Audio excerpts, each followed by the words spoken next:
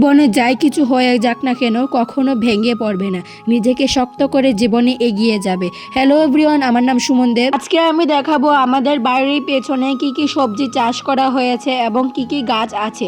সবগুলো তো দেখাতে পারবো না, যতটুকু পারবো ততটুকু তোমাদের কাছে শেয়ার করব। এখন আমি বাড়ির পেছনে চলে আসলাম। সবার প্রথমে তোমাদেরকে দেখিয়ে দিচ্ছি শীতকালের অন্যতম ফল কুলবড়ি। তো কুলবড়ি আমাদের বাড়ির পেছনে দুটো গাছ, অনেক বড় বড় কুলবড়ি হয়েছে।